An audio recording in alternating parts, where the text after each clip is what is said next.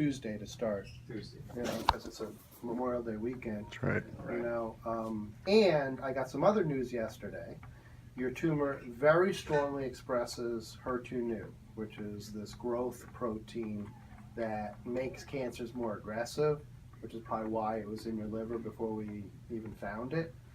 But on the positive side of things, since as an oncologist you have to be a virtual optimist. Yeah, everything. absolutely. We Feng have an shui. antibody against HER2/neu called Herceptin. You know, it's only approved for breast cancer for many years. Now it is approved for stomach and GI cancer, and it's a protein you give alongside the chemotherapy that makes the chemo work better. And it really has shown some, you know, remarkable things. And because it's an antibody, it doesn't add a whole lot of toxicity. The only toxicity that Herceptin can add is there's a reversible decrease in the pumping muscle of the heart. So before we can give it to you, I have to check your heart out.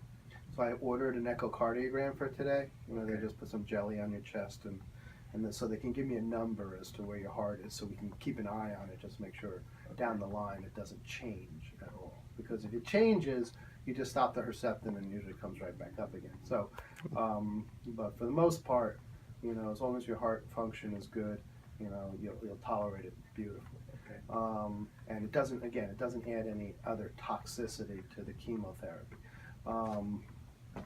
So now that you got the port, you know, we can start out with just infusional 5-FU to start with, and maybe go to the more schmancy chemotherapy once the radiation's done. Okay.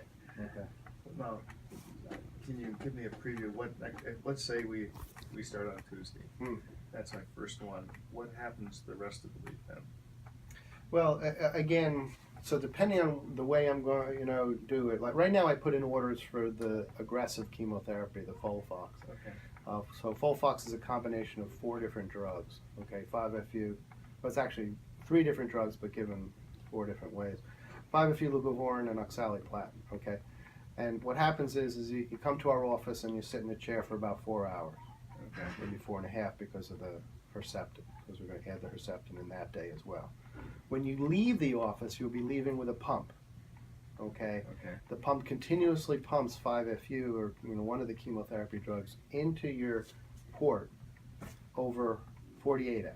So for the next 2 days, you have this pump in your port. Okay. Thursday, you come back to the office, we unplug you, take the port out, you go home, and we don't do anything for 2 weeks.